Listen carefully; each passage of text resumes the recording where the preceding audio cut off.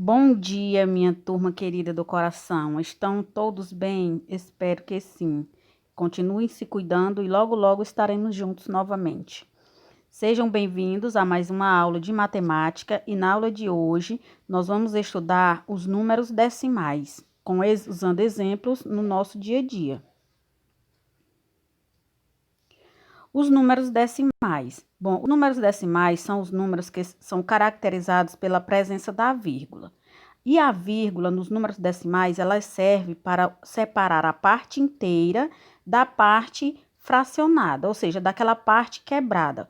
Como, por exemplo, quando a gente tem R$ 1,50. Quando a gente vai escrever essa quantia em números, a gente separa a parte de real com uma vírgula da parte de centavos, onde da parte do lado esquerdo fica a parte inteira e do lado direito fica a parte quebrada.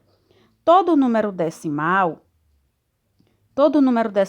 é formado por duas partes, onde a primeira, como eu falei, fica à esquerda da vírgula, que é a parte inteira, e a parte decimal fica à direita da vírgula. Aqui, 12,567. O 12 é a parte inteira, o 567 é a parte decimal, ou seja, aquela parte que ainda não completou um inteiro. Onde podemos encontrar os números decimais? Bom, os números decimais, eles podem ser encontrados na medida de objetos, onde a gente utiliza uma régua para medir em centímetros. Esse lápis deu 12,5 centímetros. Esse 12 é a parte inteira e o 5 é a parte fracionada. No dinheiro, quando a gente, aqui nessa imagem tem R$ 1,25, onde o real é a parte inteira e o 25 centavos é a parte decimal. Para medir a temperatura de um ambiente, a temperatura do nosso corpo, aqui 40,5.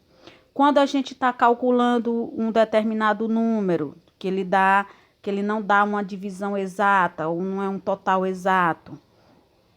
Os números decimais são números que representam quantidades que não são exatas, ou seja, que tem uma parte inteira e tem uma parte que não completou ainda o inteiro. Então, essa parte que não completou é a parte decimal. A gente pode também encontrar os números decimais nos valores de frutas, na feira, de verduras, onde aqui tem R$ 9,50. O 9 é a parte inteira, o 50 é a parte fracionada, a parte decimal. R$ 2,25, onde o 2 é o inteiro, o 25 é a parte não inteira. R$ 3,75, 7,70, 4,50, 6,25, 9,50, R$ 9,50. Então, os números decimais, eles estão presentes no nosso dia a dia, praticamente em todas as situações que a gente vai resolver que envolva números.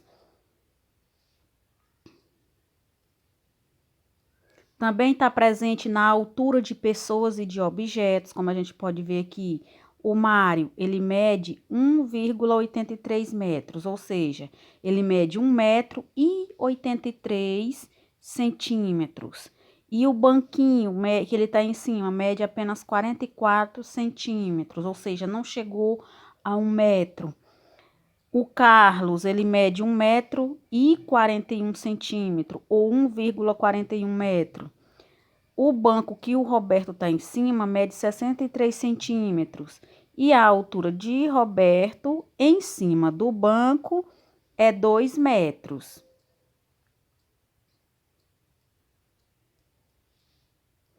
Aqui a gente pode também observar outro exemplo dos números decimais na altura de pessoas. Aqui tem os jogadores de basquete, tem o João, tem o Marcos e tem o Beto. O João, ele mede 1,87 m. O Marcos mede 2,04 m. E o Beto mede 1,95 m. Aí nós vamos observar aqui como a gente vai escrever essa altura desses jogadores utilizando os números decimais. Aqui o João, ele mede 1,87 metros, o Marco 2,04 metros e o Beto 1,95 metros. Quando a gente escreve essas alturas das formas decimais, utilizando a vírgula e o número, a gente dá para perceber quem é o mais alto, quem é o mais baixo, porque dá a nós a possibilidade de estarmos comparando esses números. Então, a gente pode observar que o João é o mais baixo, tá? Aqui, porque ele mede 1,87. E o Marcos é o mais alto, porque ele mede 2 metros e 4 centímetros. Vamos continuar.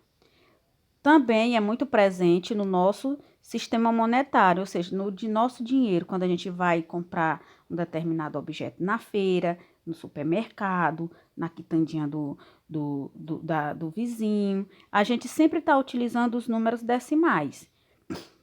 Esses números, eles são muito comuns no nosso dia a dia.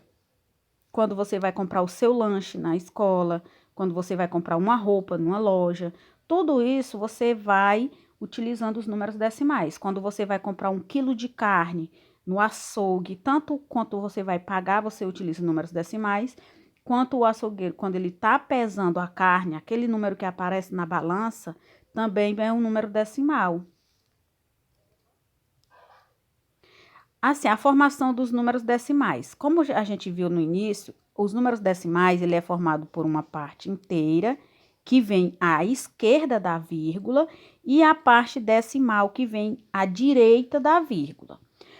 A gente vai observar o detalhe, como são chamadas essas casas desses números que estão depois da vírgula, ou seja, que estão à direita da vírgula. O primeiro algarismo que vem depois da vírgula, ele é chamado de décimos, ou seja, ele é multiplicado por 10. O segundo, ele é centésimo, porque ele já é a segunda casa decimal. E o terceiro é o milésimo, porque ele já é a terceira casa decimal, ou seja, a primeira é décimo, a segunda é centésimo, a terceira é milésimo e a quarta já vai ser décimos de milésimo, e assim por diante.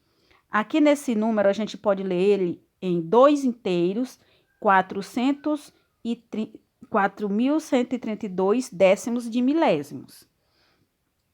Então, é muito importante você observar a quantidade de casas que tem depois da vírgula para que você possa lê-los corretamente. Para ordenar um número decimal, nós devemos primeiro observar o número inteiro, ou seja, a parte inteira que está localizado antes da vírgula. Aqui nós vamos utilizar esse primeiro exemplo aqui, que é o número 1,56 e 1,78. Antes de comparar quem é maior, quem é menor, vamos comparar o que vem antes. Aqui a gente pode observar que eles são iguais. Então, por essa aí, não dá para a gente saber quem é o maior ou quem é menor. Então, depois nós partimos para o primeiro algarismo que está depois da vírgula. Nesse caso aqui, no primeiro número é o 5 e no segundo número é o 7. Então, a gente pode dizer com segurança que 1,78 é maior que 1,56, devido à casa depois da vírgula ser maior no que tem o 7. Depois, se a gente não conseguir identificar pela primeira casa depois da vírgula, a gente pode continuar. Vamos ver aqui o número 1,56 e 1,59. Se nós observarmos o primeiro número, eles são iguais. E o segundo também. Então, nós partimos para o próximo. Aquele que tiver o maior algarismo será o maior número. Então, nesse caso, 1,59 é maior que 1,56. A gente vai comparando algarismo por algarismo, começando sempre da esquerda para a direita. Para ordenar os números, a gente também faz o mesmo processo, compara cada algarismo. Nós vamos organizar esses números do menor para o maior. Aqui tem 7,2, 4,3, 11,8, 4,35, 14,7, 5,6 e 7. Quem é o menor? Nós vamos observar o número que está antes da vírgula. O menor que a gente pode observar aqui é o 4. Porém, tem dois 4, o 4,3 e o 4,35. Quem vai ser menor? É 4,3 ou 4,35? É só a gente comparar. 4,3 e 4,35. Como o 35 tem uma casa a mais, a gente completa o 3 para ficar com a mesma quantidade de casas. Então, ficou 4,30 e 4,35. Quem é maior? Quem é menor? É 30 ou 35?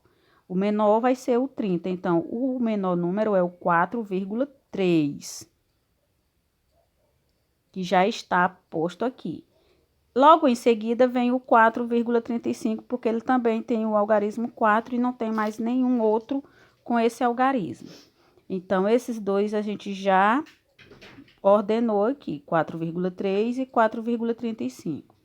Depois a gente parte para os próximos. Tem o 7, o 11, o 14, o 5 e o 7. Quem é menor?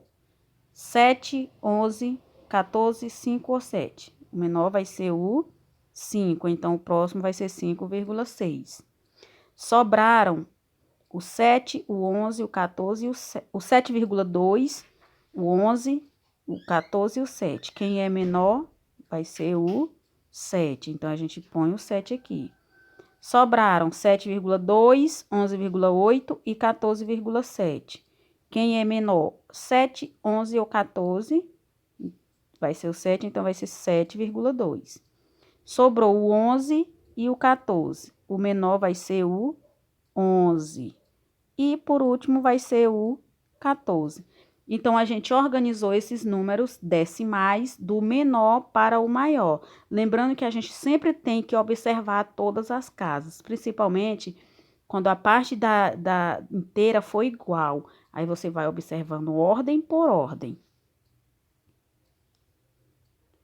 Agora, nós vamos organizar esses números na reta numérica, de acordo com a ordem crescente. Nós temos os números 1,1, 0,9, 1,9 e 3,0. Nós vamos organizá-los na reta numérica para ver quem é maior, quem é menor. Vamos lá. Quem vem primeiro é o 9,0, o 0,9. Porque, ó, a parte inteira dele é o 0. E do 0 ele passou 9 tracinhos, então é o 0,9. Depois, quem vai ser o próximo? Vai ser 1,1, 1,9 ou 3,0? Vamos ver. Vai ser o 1,1, porque, ó, a parte inteira é 1, então é o 1 aqui. E do 1 só passou 1, então é 1,1. O próximo vai ser 1,9, porque a parte inteira é 1, então ele ainda está no intervalo do 1. E do 1 ele passou 9 pontinhos, então é 1,9.